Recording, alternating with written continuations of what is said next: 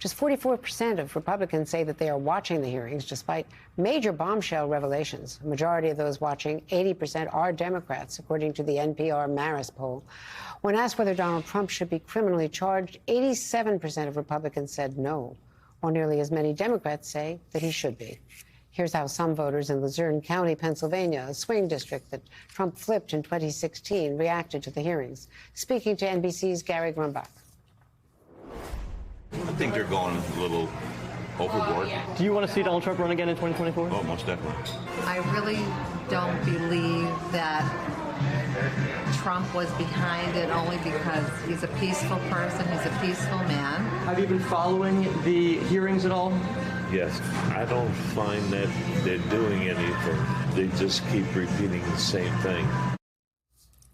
Now, that's obviously just a sampling of negative voters, and we don't know about others out in that district as well. Joining me now is Democratic Congresswoman Zoe Lofgren of California, who serves on the January 6th committee.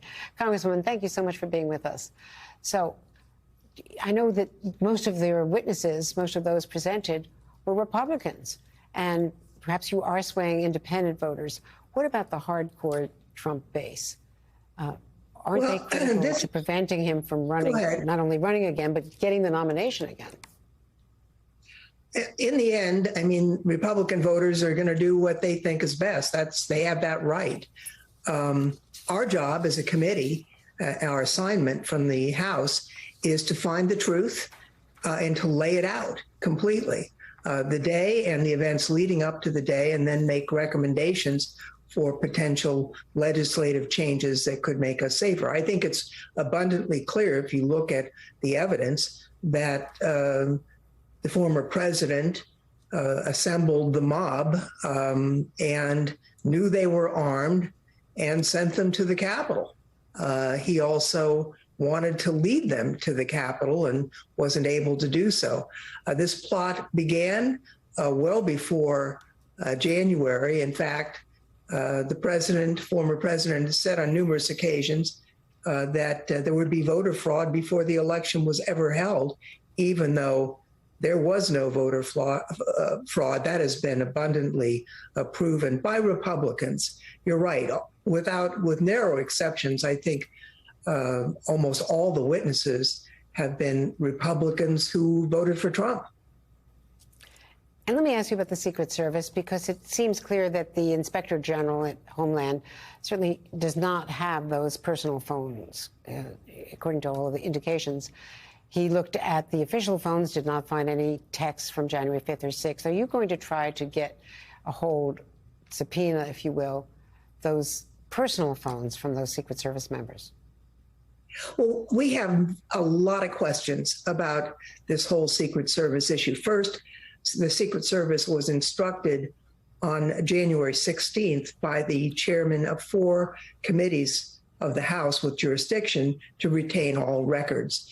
11 days later, they allowed the text messages to be erased. So that's concerning. I'll tell you, I have a concern about the Inspector General as well. Why did he wait months and months and months and months before telling us some of this, that these texts were erased? And now I have a concern. I don't know whether there is a reason or not. I'm not saying one way or the other whether there should be a criminal investigation, but it has had the effect of freezing the Secret Service from doing forensic analysis on these phones. We need them to do that. We need to get these text messages if we can. I'll say also that this isn't the only evidence that was not promptly sent over to the committee. So we have a lot of questions, and I would say quite a few concerns about the Secret Service. Are you going to call in the outgoing head of the Secret Service and the Inspector General and others to find out even why this upgrade was attempted at this time during a difficult transition? Well, our rules don't allow us to say which witnesses we're going to call, but I will say that we're going to do a thorough examination, including interviewing all of the relevant potential witnesses to this. One question, we now know that the Secret Service was well aware early in the morning on the 6th that a giant mob, armed mob, was assembling and had already, we knew that there had been efforts to, on the part of the former president, to go with them.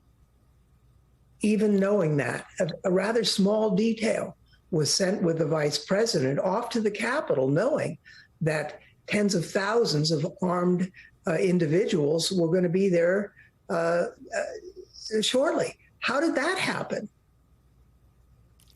Very interesting question.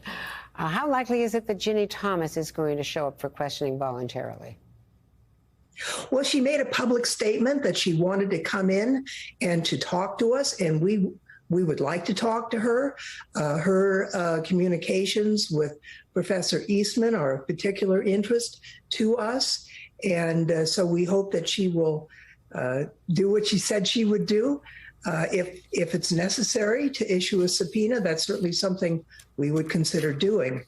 But she first said she would come in voluntarily, and I would hope that would still be the case. But it's been several weeks since she said that, and she has not. There's still no agreement.